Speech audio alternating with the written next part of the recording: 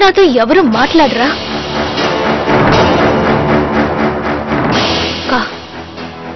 రాణి కూడా నా మాట వినడానికి సిద్ధంగా లేదు. నేను ఎవరి నమ్మకాన్ని వమ్ము చేయలేదు. నేనిప్పుడు తీసుకున్న నిర్ణయం నా అక్క చెల్లెల కళ్ళలో సంతోషాన్ని నింపడానికి తీసుకున్న నిర్ణయం, ఏడుపుకి కాదు. ఏ తప్పైతే మమ్మీ డాడీ చేశారో అదే మరోసారి జరగడం నాకు ఇష్టం లేదు. అమ్మని బతికించడానికి నాన్న చేయవలసిన ప్రయత్నాలన్నీ చేశాడు. ఇప్పుడు నువ్వు చెప్తున్నావే, ఆ మాట స్వయంగా నాన్నే మనతో చెప్పాడు. నీకు నాన్న పేదరికం గుర్తుంది గాని ఆయన పంచిన ప్రేమ గుర్తులేదా? ఆయన పేదరికంలో బతికాడన్న విషయం నీకు గుర్తుంది గాని ఆయన మనల్ని ఒక్కరోజు కూడా పస్తు పడుకోబెట్టలేదన్న విషయం నీకు గుర్తులేదు కదా ప్రియా?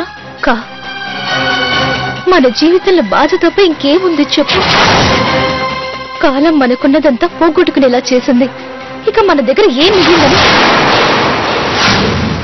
ప్రియ, మన దగ్గర ఉన్నది అందరి దగ్గర లేదు.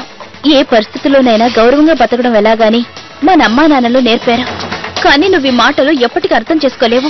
నీ తప్పు నువ్వు తెలుసుకునేంత వరకు నీతో మాట్లాడడం నాకు ఇష్టం లేదు ప్రియా. అలాగే ఇంకొక విషయం, దయచేసి నీ మాటలతో రాణిని ఇబ్బంది పెట్టద్దు.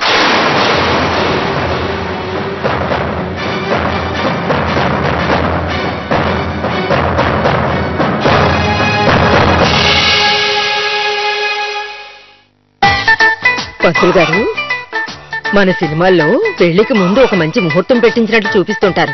అలాగే ఒక మంచి ముహూర్తం పెట్టండి చూద్దాం. అలాగే బామ్మగారు, పెళ్లి ముహూర్తం పెట్టాల్సింది ఎవరికి? నెంబర్ 1 హీరోకి పంతులు గారు.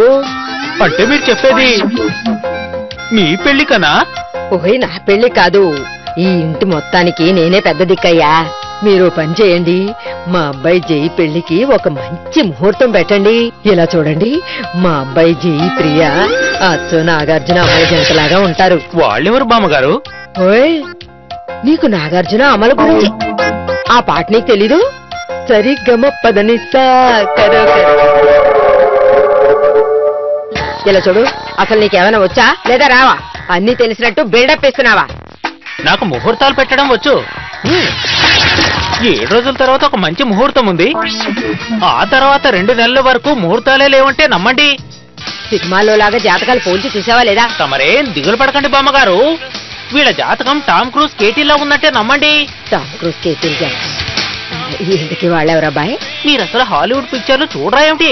టాలీవుడ్ ను వదిలి హాలీవుడ్ దాకా ఎదగలేదు, కానీ పంతులు గారు మాత్రం ఎదిగారు. అక్క, త్వరగా కానీ ఆలస్యం అవుతుంది. రాణి, నువ్వు కాలేజ్కి బస్సులోనో ఆటోలోనో వెళ్ళకూడదు. ఇప్పుడే నీకోసం కార్ తెప్పిస్తాను. మాలాంటి వాళ్ళకి కార్ అవసరం లేదు ప్రియా. పదరాణి.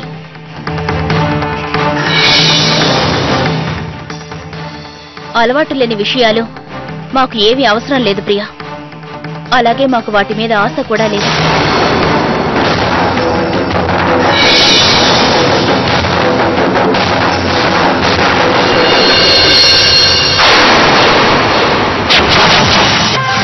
హాయ్ రాణి.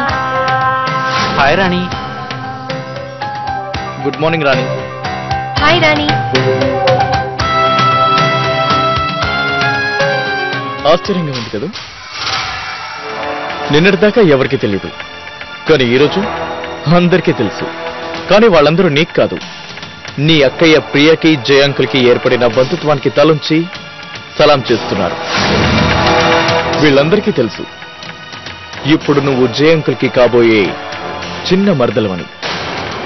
నీకొచ్చిన కొత్త గుర్తింపుకు వీళ్ళందరూ సెల్యూట్ చేస్తున్నారు.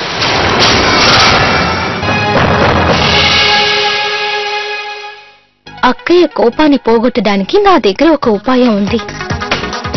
తనని సంతోషపెట్టడానికి మా ఊర్లో ఉన్నట్లు చేస్తే, అలా చేస్తేనే బాగుంటుంది. అమాయకత్వం దయాగుణం ఉన్న నీకు జయాంకుల్ని వల్ల వేసుకునే చెల్లెలుందంటే చాలా పెద్ద నాటకాలే ఆడేదనమాట.